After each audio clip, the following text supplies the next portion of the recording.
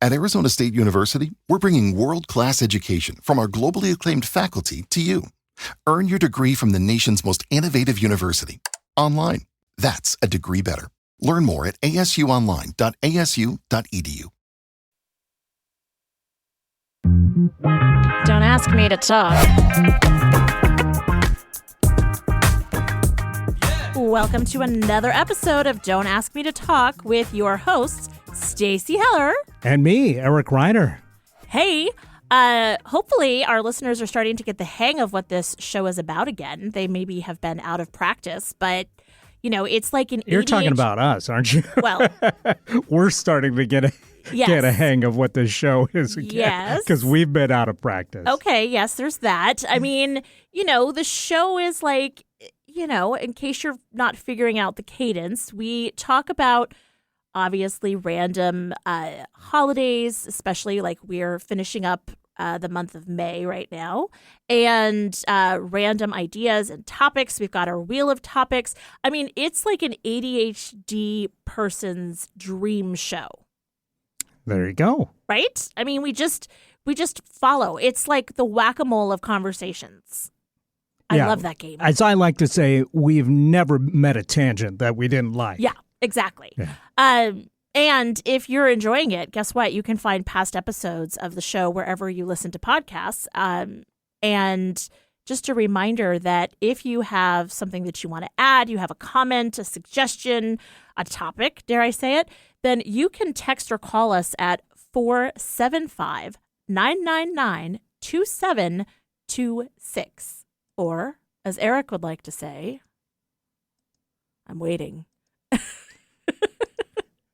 He keeps trying to find the perfect call number. You can dial iPly 99 brand. That's right. iPly. We are the conversation fiber. So, and then, in Roman numerals, I is a 1, right? So, 1ply 99 brand. Wow. Wow. I feel like we need 2ply though for the brand. Oh yeah. This is what we got so far. Yeah. It's not great when it comes to the phone number thing, but we're working on it. Yeah. Well, you know. So hey, remember, you can call us. And so as I said, this is the last week in May, which means that it's going to be Memorial Day weekend. But before we get to there, I picked out a couple more monthly observations that happen in May. Well, by my calculations, this episode is dropping on the 23rd. So technically, don't you love those guys? Oh, it's the line that... Actually. Right, that John Mulaney says, just because you're accurate doesn't make you interesting. Right. So we've got a full week and change. A day. Exactly. A day. Well, 2 days technically, because yes, I'm that guy now. I'm the pedant. But yeah, 2 days left in May once the next episode drops. All right. So fine. Yeah. Whatever. Like I said, just because you're accurate, it doesn't make it interesting. You're right. But that is fair. But I feel like I'm going to be moving on to June. But anyway, so it's Salsa Month. Now, I did not do enough research to find out if that is the condiment or if that is the dance. I feel like is salsa a condiment or a dip? I'd say it's a condiment. And I'd say dips are probably condiments, too. Whoa. See? Do you see how deep this gets so quickly? Actually, that's something I've never thought about. And this is one of those meaningless debates. Right. Like, is a hot dog a sandwich? Easily sweep the internet. Is dip a condiment? Right. Well, and I just watched an episode of, so the chef, David Chang, has a show that's out. He's doing a live Netflix series, and he was talking actually with John Mulaney and Nick Kroll about he wants to have dips with burgers be a thing and not just ketchup, mayonnaise, that kind of thing. Right. Like he was serving ketchup, or he was serving dips with a whole bunch of burgers And I'm like, that's a dip. It's a condiment. It's interchangeable. Yeah. I mean, a lot of dips are actually made with just from our random condiments that we have, too. So I'd say I'm going to go ahead and rule, and with as much power and authority that I have, that dips are, in fact, condiments. Come at me, bros. Wow, that just happened. Yes. And by the way, a National Salsa Month in May, it is not the dance. It is the condiment. All right. So there you go. Yeah. What kind of salsa do you like? So or you're going to tell me I don't like salsa. No, I do like salsa. So many things, it turns out. I am one of the soapy cilantro people. Okay. So if it's like, I actually really like salsa. I really love the Trader Joe's salsa. Mm-hmm. Apparently, I don't like chunky salsa because typically it's like the big pieces of cilantro in it. Uh-huh. Whereas if it's if it's more, it's thinner. Fine cut. Yeah, I don't taste it as much. Okay. But does all salsa have cilantro? Most does. Huh. Yeah. It's a very common, like it's in guac. It's in a lot of Mexican-based food. Now, for me, I don't like cilantro, but it doesn't taste like soap to me. I'm one of the rare few that just thinks it's like, eh. But, yeah, like genetically. Yeah. I didn't know that it was a thing. And then when I got my 23andMe back, I found out that my parents are, in fact, my parents. And I found out that I am genetically predisposed to have the soap thing. This explains a lot. Right? It's also asparagus month. Well, I was still talking about salsa. Oh, sorry. You didn't ask me what kind I like. Oh, yeah. Hey, Eric, what kind of salsa do you like? But you said you don't like cilantro. Yeah, but I've never noticed any cilantro in or cilantro flavor in the salsas that I use. And I do like the chunky, but I'd say my favorites are the salsa verde. Oh, okay. Which is the green salsa made with tomatillos, I believe, as opposed to tomatoes. And isn't that fun to say, tomatillos? Is it tomatillo or tomatilla? I have no idea. Tomatilla. I don't know. See, I took French in high school, and not I took Spanish, and I feel like it's tomatilla or tomatilla. I don't know. I'm gonna nod to your pronunciation because again, I have no idea.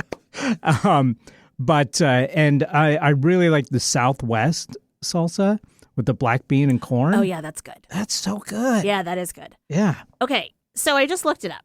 So apparently cilantro is best when it's added to fresh. It's best when it's added fresh. So it's not necessarily a common ingredient to be cooked into the salsa. So I think it's when I go to restaurants that there's like a chiffonade of cilantro, or maybe I'm just getting it from the guac, or I don't know. Huh. That's possible. This is opening my eyes. Yeah, so this could open a whole new world of salsa enjoyment to you. Yeah. Now, Olé. What? Yes, Frito-Lay. What do you think about the salsas that are like peach or, like mango, those kinds of things, the fruity salsas? Every time I've tried those, I can't say that I've come away going, yes, this is better than regular salsa or the other salsas that I typically have. I have not found mine either. Yeah, I go, this is okay. Right. It doesn't horrify me, and yet it doesn't, make me excited either. Well, and it's a weird combo. Like some can be sweet, which if I'm in the mood for like a savory thing, then I'm not going to be geared towards that. Or the spices that are added, I suppose if I were a foodie, I could say like, oh, it really brightens it, or, whatever it is. But I'm not a foodie, clearly. And so I'm just a classic salsa girl. And a classic salsa girl who maybe has been prejudiced against certain salsas, thinking that there was cilantro in them. So I'm gonna have to rethink my whole philosophy. There you go. I don't know what I think about this. I don't know. Are you ready to move on to asparagus? Sure. Do you put a condiment on your asparagus? No, but asparagus can be good with like a egg lemon sauce. Mm-hmm. Yeah. Well, and like people do a hollandaise, and people do. That's what I'm thinking of. A hollandaise, yeah, that's or like great. a béarnaise or something like that. Yep. I have the. I'm an idiot, so there. It's been said. When I was pregnant, I must have craved asparagus a lot with my pregnancies. Really? Yes, which along with Java chip ice cream, green apples, other random things. But I started to associate the smell of asparagic acid in my pee as being pregnant. I was like, oh, man, I can see that. Yeah. Am I pregnant? And, 4 times at least I was pregnant. It's one of those foods that it definitely makes itself known. Yes. When you go to the bathroom, yes. that you have, in fact, had that. And you don't have to have a lot. It's like beets and asparagus. There's no denying. Oh, my gosh. Afterwards. Can you imagine a beet asparagus salad? That could be good. It sounds kind of good. Yeah. Huh. I don't eat asparagus very often just because the times that I buy it, I think, oh, yeah, I'll make some steamed asparagus this week and have it. And then I don't. And then it just goes bad. Now, question. Do you put it in a jar of water? If you cut off the ends and you stick it in water, it will stay longer. But if you make it go too long, it will actually grow more and it will go a little reedy. Well, there you go. That's a good tip. The other thing you should do, since we're on asparagus tip. Well, never mind. Carrots. Put carrots in water, baby carrots, or carrot sticks, and you don't get the white bloom on them. And they stay crispy, and they're delicious. Trust me, my mom's been doing this since my childhood, and it's now the only way I will do carrots. I'm going to maybe give that a go. They're so much better. They stay crispy, and that white stuff and whatever. And they don't get slimy. Carrots, I think, are the ideal vegetable because they taste good. They're easy to make. You can make them like a million different ways, and they last a long time. Long time. Yeah. And I wish that all vegetables would last as long as carrots. I'd be so much healthier.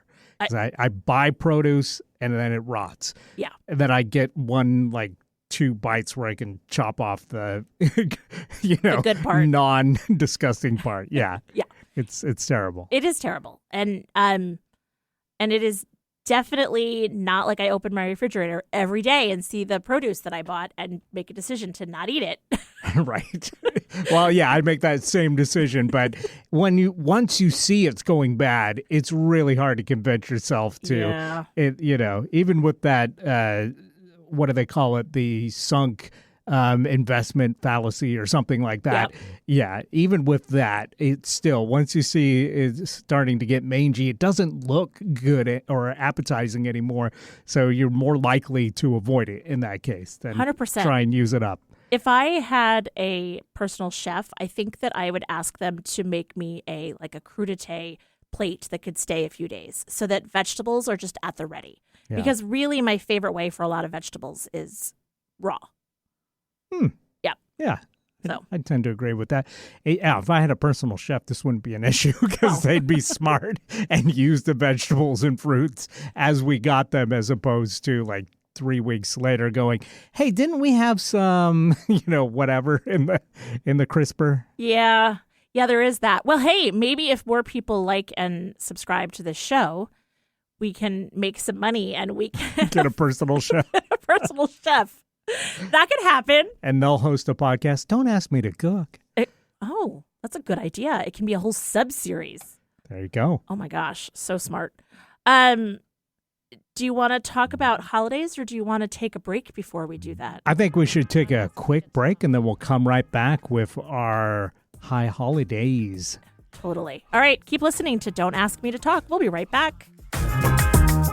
I'm not famous or connected or an influencer. I'm Stacy Heller of Stacy Connects, and I love to talk with strangers, friends, and family. So I started a podcast about making connections through conversation, asking questions instead of making assumptions, and addressing the elephant in any room. I also often go on tangents that beg the question, where is she going with this? Stacy Connects is meant to be enlightening and entertaining, or as I like to call it, edutainment. Listen, enjoy, and subscribe to Stacy Connects wherever you listen to your favorite podcasts. Don't ask me to talk. And we're back. We're back. So, this week, there's some holidays that I thought were worth noting. Actually, it's not really true. I just thought that they would end up with interesting discussions. Like, did you know that it is Taffy Day? I didn't. Like saltwater taffy? Saltwater Taffy Day. Wow. What's your favorite flavor? I'm going to go with the chocolate. I'm a banana girl. Love banana taffy. It's a good combo, too, the chocolate banana taffy. Totally. I will eat those. When I was a kid and we used to go to Maine, I had to put up with a lot with my parents because my brothers were at camp and, littlest, blah, blah, blah, bored. But they would give me some saltwater taffy, and I was happy for at least an hour. That's like a staple of any seaside vacation is they're going to have a saltwater taffy shop. Totally. And if you can get the good stuff from them, it's great. Yeah, and the berry ones are good too. But okay. Also, escargot. Have you ever had escargot? I have not. I have, and I had never had it before my dad died. But I grew up with my dad eating escargot whenever he could when we went to a restaurant, and he would get it. And I was fascinated by these slippery little suckers that were in the shell. It's, for anybody who doesn't know, it's snails. It's snails. Yeah. And they used to and serve cooked them in butter. In the shells. Yeah. And then they started to get more concerned about that. So they're in little dishes with a garlic herb butter that's delicious. And you're saying it's good. After my dad died, two things that I really never ate, I suddenly was like, oh, and that was escargot, and I've now had it probably 4 or 5 times. Mm-hmm. And then the other one is linguine and clam sauce. Okay. Yeah, that sounds pretty good. But I was never a shellfish kind of a gal. I mean, I love lobster, but I don't know if that's considered a shellfish. I mean, it has a shell, but anyway. I think that qualifies. But yeah, it's really good. I mean, the texture is definitely, but the butter is so good, and you get a crispy bread with it. Well, to me, it's just like, just have the bread and the butter. I don't need the snails. But it's one of those classic foods, like from a foreign country that as an American, you're growing up thinking like other cultures are so weird, and this is one of those classic things that is held up as the French are so weird. They'll eat snails. They eat frog legs, And the other one that is like that is haggis, from Scotland. Mm-hmm. People, it's still joked about, like, oh my gosh, they're so weird. The Scots, they eat this disgusting dish called haggis, And so you spend your whole life going, ugh, that's awful. But, when I went to Scotland, I got to say the first time I went, I did not try haggis because like the place I went to had it like in cans, and they just had it open for like anybody to try, for tourists trying. I go, that does not look appetizing. Right. It's like golf or a gas station. Yeah, I guess. Exactly. Yeah, I thought there's no way that's good being cold and out of a can, and just like a joke for tourists essentially. Right. But I did go to a restaurant in Glasgow that had it, and I said, you know what, I'm going to give it a try. And it was delicious. And, I think there's something like, there's got to be something to it, with these dishes that have survived this long, And so maybe escargot is something that I will try at some point and, and realize, oh, I love it.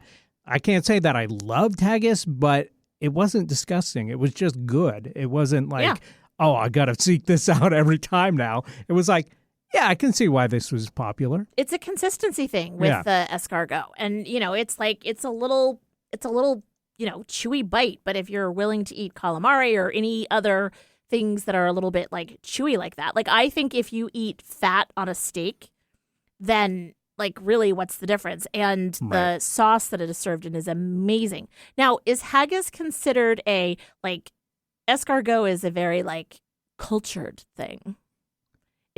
I think haggis was more like peasant food. Okay. Like pizza was in Italy, Right, It's like, right. Yeah.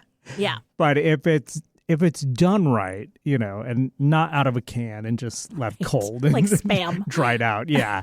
Then it can be pretty tasty. Yeah. Interesting. Okay. And this place that I went to even had like a vegetarian haggis. So that may be the one to start if you're squeamish about organ meat. Yeah. Yeah. Well, dun, dun, dun. I feel like we need an organ. Different kind of organ. Oh, right. Okay. Any of the other days scream out to you that you want to talk about? Let's see. International Tiara Day. I'll brush mine off. That's the 24th. We've got Tap Dance Day. I always wanted to be able to do that, so I would stick pennies on my shoes. I'll tell you what, that messes up your floors. Okay. Maybe it's because I was 30. Yeah. No doubt. Let's see. Sunscreen Day. I think that's a good one to point out because you and I definitely need to remember sunscreen, not just on Sunscreen Day, but every day. Exactly. Every day. Oh, yeah. Genetically designed to be living in a bog somewhere. I don't need 23andMe to tell me that I should be wearing sunscreen. Exactly. Yeah. And that's actually Memorial Day. No, I guess it's the day after Memorial Day. Yeah. But everybody could benefit, I think, from sunblock. Yeah.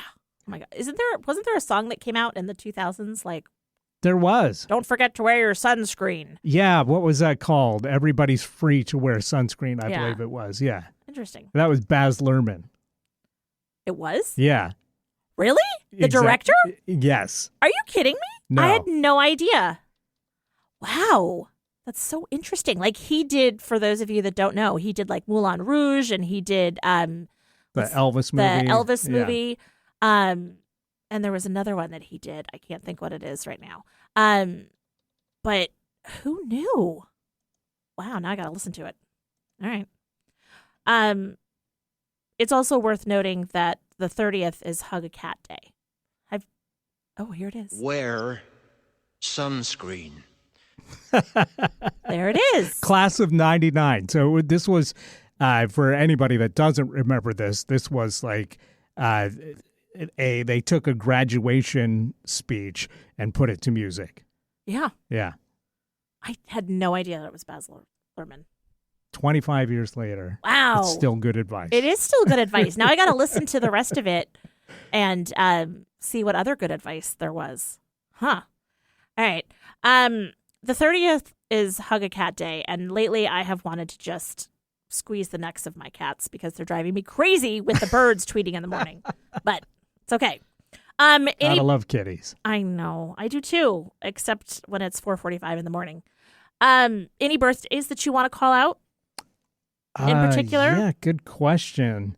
So many birthdays, but Priscilla Presley. She's had a whole difficult life, man. Did you see the Priscilla movie that came out last year? How was it? It was pretty good. It was an interesting take with the whole Elvis thing that had what's his name in it. I can't think of his name. Austin Butler. Yes, him. It was interesting. I don't know. All right.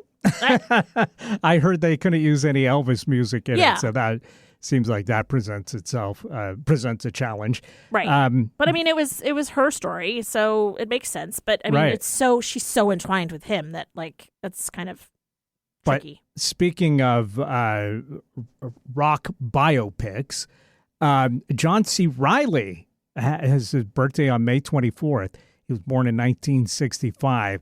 And I mentioned the rock biopic because he starred in what I think is the best one of all time. It's a satire of music biopics called Walk Hard, the Dewey Cox story. Oh my gosh, If yes. you haven't seen it, it's one of the funniest forgot about movies that movie. ever made.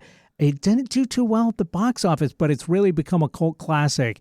And well worth checking out if you get a chance. I forgot about that movie. And he plays a musician that it's kind of like the Johnny Cash, Ray Charles, Yes. Elvis biopics where they cover like their whole lives. And basically, so he plays a fictional singer, songwriter, and they follow him through his whole career. Yep. And he's, he's actually a great singer.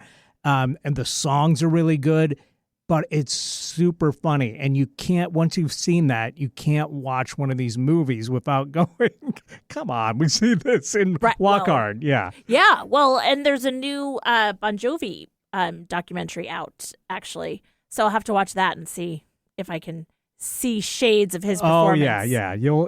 It'll be like Walk Hard predicted. Right. Well, wasn't movie. John C. Reilly also in Chicago? He was, yeah. He had that awesome number that he did, like Saran Man or something like that. Yeah, very talented guy. Totally. All right. Well, there you go.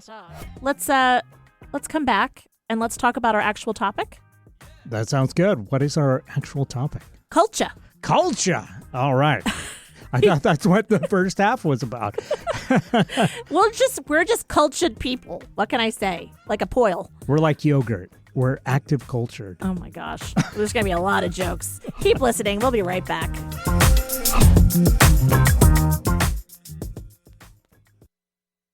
Do you get in your own way when it comes to your business? Look, we all get in our own heads sometimes. Maybe you need a new perspective. I'm a creative who connects people with ideas, potential, and most importantly, their people. Whether through my consulting sessions or content creation and design, I help clients get out of their heads and back to business. My client Pete Connolly sums it up best when he said, I can't think of another professional who brings as wide an offering of insights and resources with as much humor and heart as Stacy does. Connect with me, Stacy Heller, at stacyconnects.com.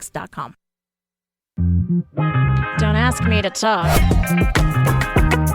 And we're back on Don't Ask Me to Talk. I'm Eric Ryder. You are. I'm Stacy Heller. And hey, there was a lot of birthdays. Right.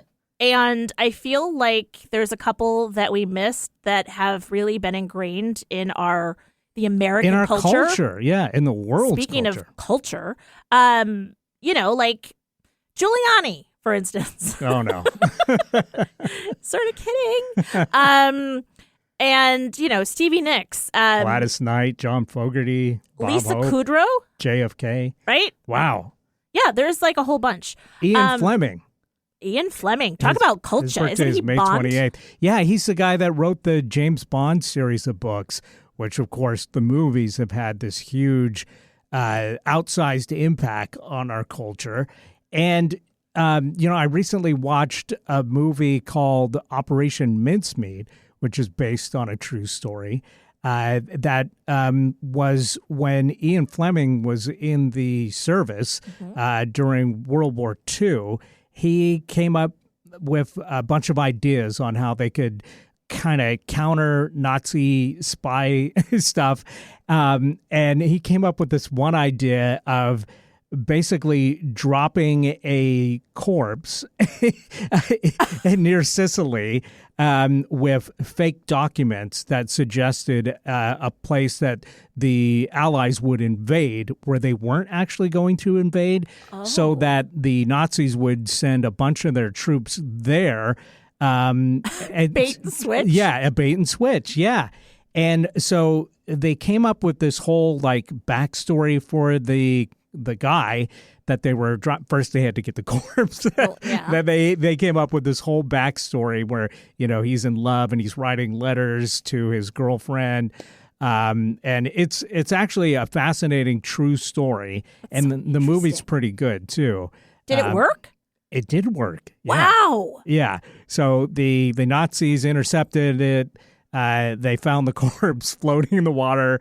They found his documents. They believed that the documents were real, and they sent a bunch of their forces to Sicily, where they thought they were going to have an invasion from the armed forces of the Allies, and instead the Allies attacked a different place. So, yeah, it was pretty cool that here's this guy who writes these books about spies and stuff, and he was doing spycraft himself in World War II. That's so cool. Yeah. Wow. Now I have to see that. I've got to rewatch the Dewey Cox movie. The whole Walk thing. Hard. Yes. So we're talking about culture. Speaking of culture, James Bond, right? I feel like there's so many definitions. Have you watched those movies, by the way? I think or any of them? Do you have a favorite Bond? Pierce Brosnan.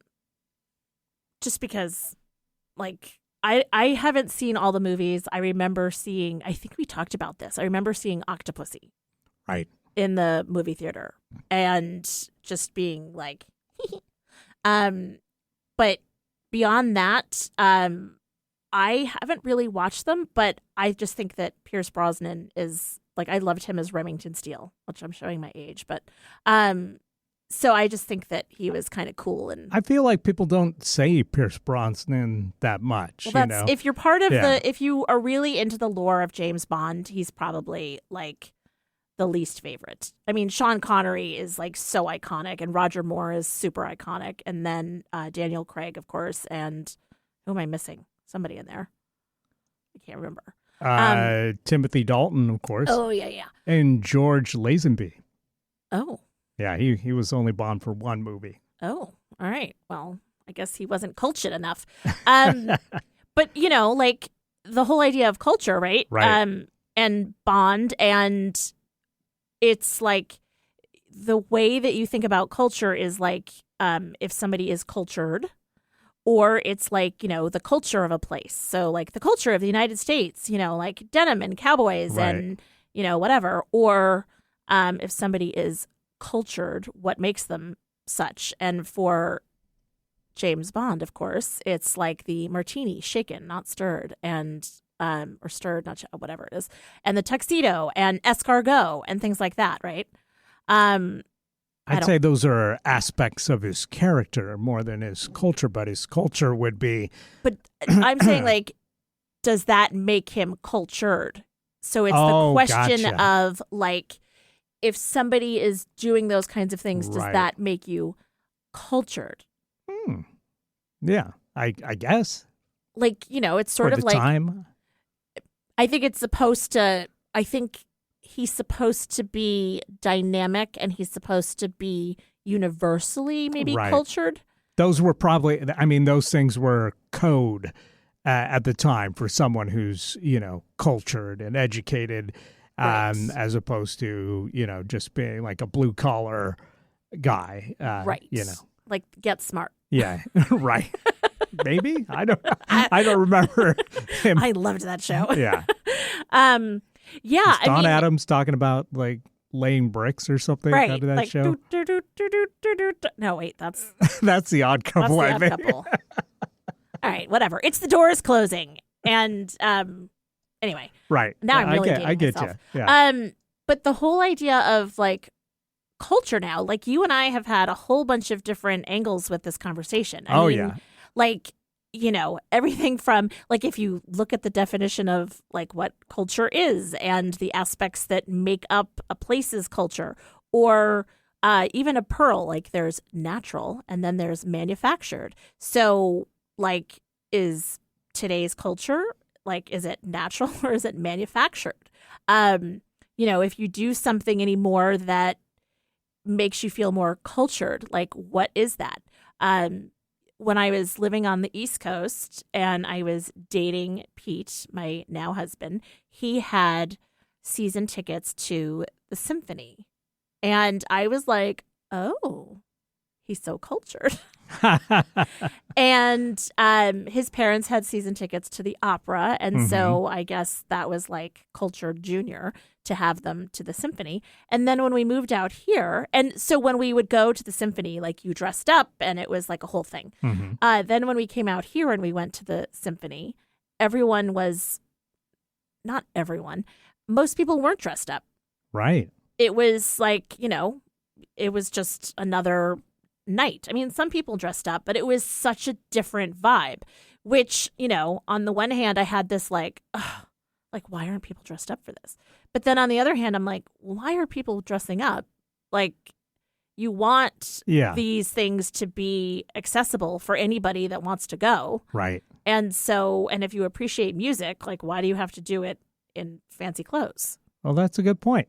You know, I recently went and saw the Seattle Symphony a couple times after never really going to any of that in my life thus far, and I found it fascinating. It was a really cool thing. One thing that's interesting with symphonies now, or at least what's piqued my interest, is they seem to be doing a lot of stuff that revolves around a theme. Like, for instance, I went and saw they had this Antarctic symphony. So it was around the theme, basically, of the Captain Robert Scott's expeditions to Antarctica. And so this was music that was written to evoke that. And they had the actor Ioan Gruffudd, and I think I'm saying his name right. He played Horatio Hornblower in several movies. Okay. He was Mr. Fantastic in the Fantastic Four couple movies.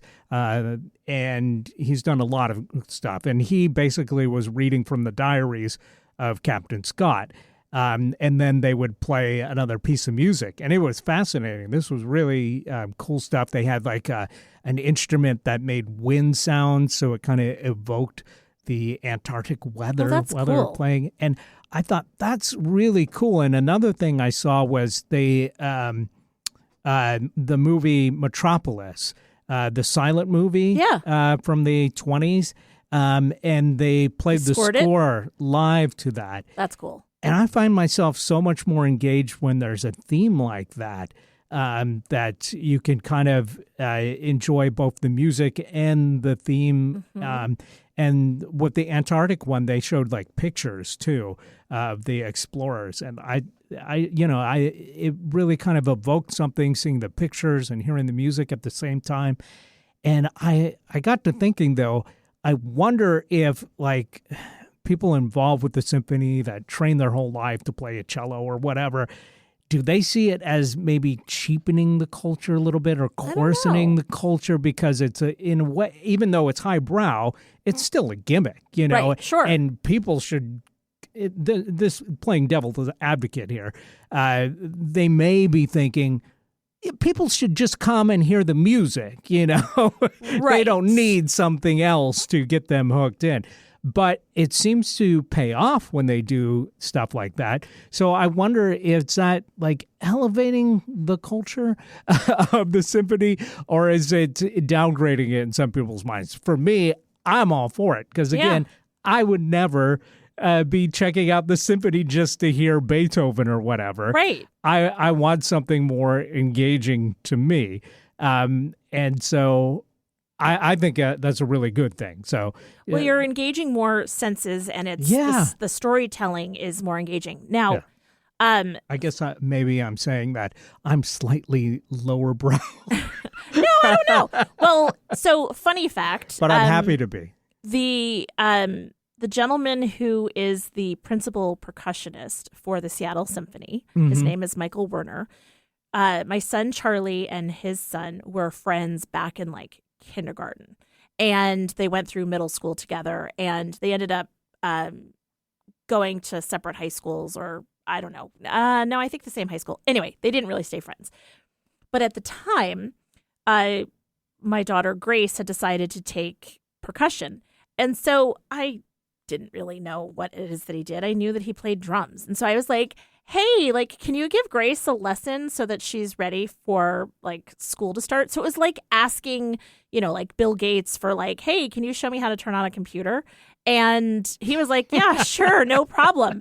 And I was like, do you want me to pay you? Like, and I'm like, oh, he's like the principal percussionist. Right. Oh, like awkward. So, yeah, it was sort of one of those things where you're like, I can't believe I did that.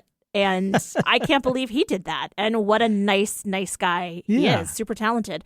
But I'll have to see if I can ask him that question. By the way, speaking of symphonies, doesn't I know it's a long-standing tradition, but doesn't the conductor or the maestro, if you will, doesn't that whole role seem kind of like a scam? Well, I have to see the movie Maestro, I guess, because it does seem like you're like, what is it that you're doing exactly? Right. I feel like supposedly you're directing the musicians and, telling which areas of the orchestra to swell at certain points and stuff. Right. And really what you're doing is being a focal point for people's eyes as they watch the performance.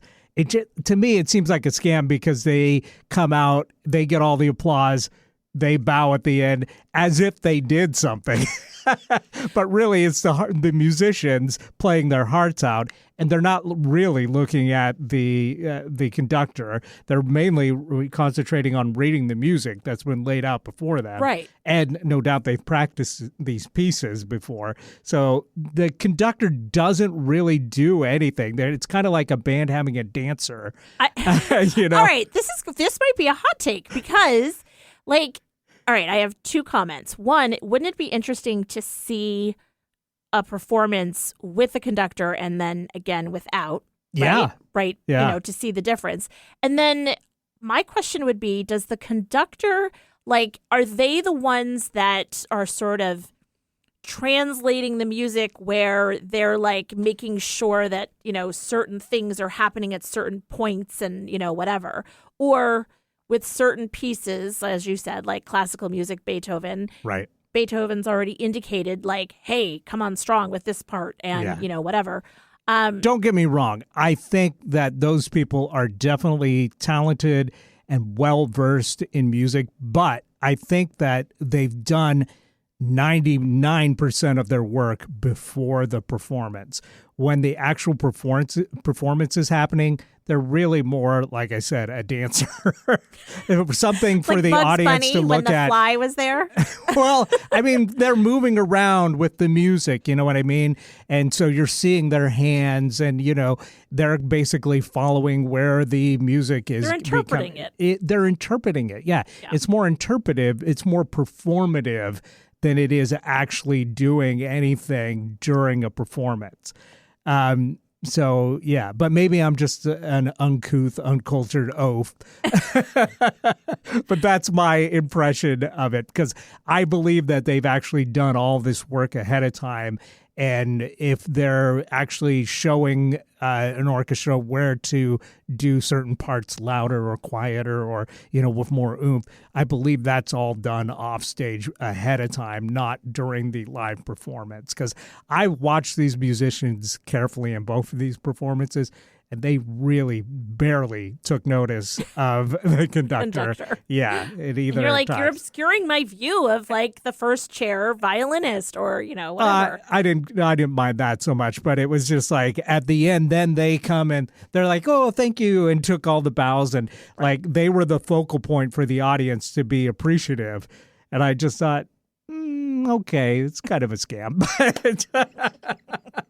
Interesting. Yeah. That's a whole culture right there. There you go. Right? Yep. Yeah. I mean, now you got me thinking about that. I'm like, it's sort of like when I had babies and it was the nurses that did all the work and the doctor just came in and was like, you're welcome. That's exactly it. Yeah. but they've put in the years of study. They're the safety net. They're there to make sure everything goes smoothly, the doctor. Set the tempo. Yeah, okay, exactly. Now it's time to push. They've done the work behind the scenes, really, and it's somewhat performative when it's the actual day, Right. I mean, you don't need the doctor if the doctor's like, "Hey, you want to cut the umbilical cord?" And Pete was like, "Well, I'm going to make you pay. I'm going to make you do something for the amount of money that I'm paying." Right. So, yeah, we're so off topic of culture, though. No, I mean, but that is culture. But it is culture. I mean, you said yourself that you thought Pete was cultured because he had tickets for the symphony. That's so that true. it's a part of culture. It is a part of culture. And, it's like there are cultures within all of these things that you do. Like I think about Annie who does ballroom dancing, right? There's a whole culture of people that are going and doing that. Yeah. I mean, and, these things don't make you more or less cultured. It's like finding an interest that you have, and there's almost community in some of these things. Yeah, and there's never been more like subcultures, I feel like. And part of that is because the internet helps connect people in ways that they couldn't really do before. And then there's the whole thing about cultural appropriation. Is that right or wrong, or something that people should be quote unquote canceled for? That's a whole can of worms. That's a whole can of worms. We probably shouldn't get into with 2 minutes left in the pod. No. But it is fascinating, just as someone that doesn't really have strong feelings on those topics, to see the debates taking place in our culture, in our American culture, and our global culture. And it's like, okay, I kind of, without having a dog in the race, because I'm not appropriating anybody's culture myself, it is, interesting to see the arguments to and fro, and see what comes out on top. Well, and it goes back to my point that, if you're of a certain age, you learned that America is a melting pot. And it goes to show, though, that if you melt things, they don't always integrate together. You've got to stir them around. Yeah. There's two schools of thoughts that can't help but butt heads, with that topic, with all cultures, really. Oh, totally. Yeah. Yeah. But you know what makes you cultured? Exploring new things and learning things about people that you don't know. And having conversations. Being curious. So speaking of being curious, what are we talking about next week? Oh, that's a good question. Thank you. See, in the words of Elmo, asking questions is a good way to find things out. Oh, that was a good one. I used to say that to my kids. Yeah, very good. Nicely done. Thank you. Thank you very much. All right, let's find out next week's topic.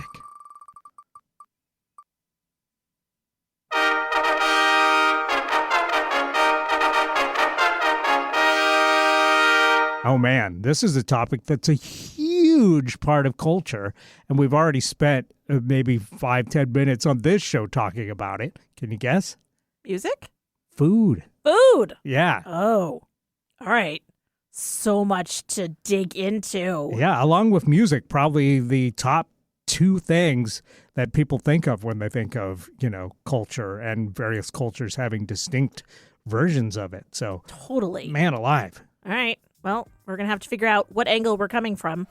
But it'll be a mouthful, that's for sure. Hey, thanks for listening to Don't Ask Me to Talk with me, Stacy Heller. And me, Eric Ryder. Have a good week, everybody. Have a wonderful, cultured week. Oh, yeah. And a good Memorial Day. Yes. Enjoy.